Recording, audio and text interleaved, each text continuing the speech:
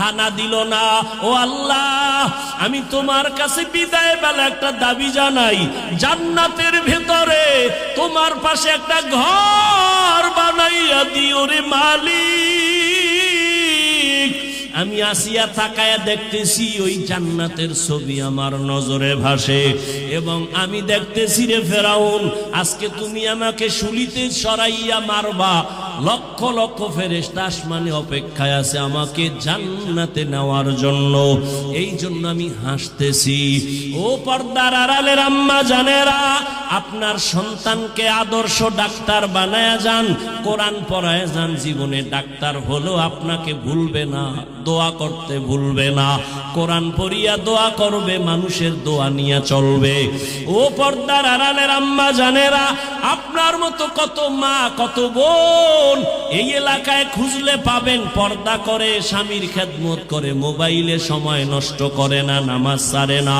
আম্মা জানেরা, আপনারা কেন পারবেন না? এখনো সময় আছে, তওবা করে নেন। রহমতের নবী বলেন, ও আয়েশা, উম্মতেরা বেকার হইয়া যখন আমার কাছে যাবে, আম্মা জান আয়েশা বলতেছেন, নবী আপনি তখন কোথায় থাকবেন? মুসা নবী কান্না করবে, ঈসা নবী কান্না করবেন, ইব্রাহিম কান্না করবেন, তখন আপনি কোথায় থাকবেন? নবী বলেন, ও আয়েশা, আমি মাকামে মাহমুদে আমার রবের কুদরতের সামনে সিজদায় পড়ে কান্না করব। তবে সব নবীরা নিজেদের জন্য কাঁদবেন, আমি একবারও বলবো না, ও আল্লাহ আমারে বাঁচাও। আমি নবী কান্না করে বারবার বলবো, আল্লাহ আমার উম্মতের বাঁচাও, আমার উম্মতের বাঁচাও, আমার উম্মত যেন জাহান্নামের আগুনে না যায়। আমার আল্লাহ তখন বলবে, নবী কাঁদবেন না, মাথা উঠাইয়া আপনার উম্মত গুলোরে ধইরা ধইরা নিয়ে যান জান্নাতের পথে। ও আয়েশা, তখন আমি উম্মতের ধরে ধরে নিব জান্নাতের পথের দিকে।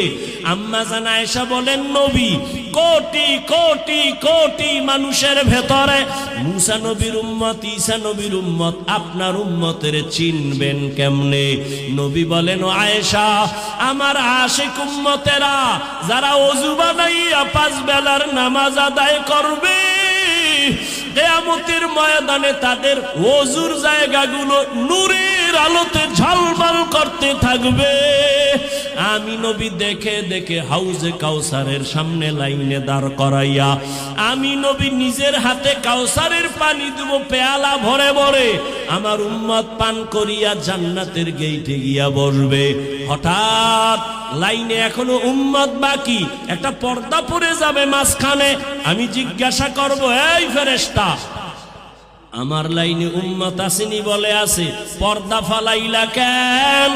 নবীজিকে তখন ফেরেশতারা বলবেন, ইয়া রাসূলুল্লাহ, এই উম্মত গুলো আপনার ভেজাল উম্মত, আপনি দুনিয়া থেকে বিদায়ের পরে এরা সুন্নত জবাই করছে, নিজেও নামাজ পড়ে নাই, অন্য নামাজ পড়তো তাও পছন্দ করে নাই, নিজেও দাড়ি রাখে নাই, অন্য দাড়ি রাখলে তাও পছন্দ করে নাই, নিজেও হালাল খায় নাই, অন্য হালাল খাইলে তাও পছন্দ করে নাই, নিজেও পর্দা করে নাই, অন্য পর্দা করতো তাও পছন্দ করে নাই।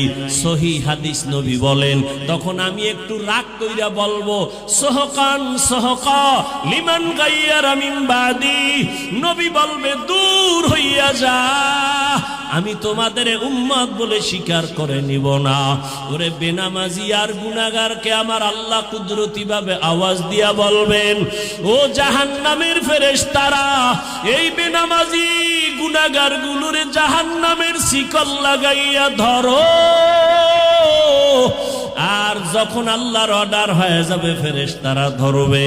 ওয়াসিকাল্লাযিনা কাফারু ইলা জাহান্নামা যুমারা হাত্তা ইযা জাউহা ফুতিহাত আবওয়াবুহা ওয়া ক্বাল। ও আমার কলিজার যুবক, ও বেনামাজি বাবারা, ও দাড়ি কামানেওয়ালা বাবারা, ও বেপরদাওয়ালা বাবারা, দুনিয়াতে একটা মশার কামড় সইতে পারো না, গুনাহ নিয়ে কবরে গেলে আল্লাহর আযাব কেমনে সহ্য করবা? সূর্যের গরম সহ্য করা যায় না, জাহান্নামের আযাব গুনার কারণে কেমনে সহ্য করবা? আমি বয়ানের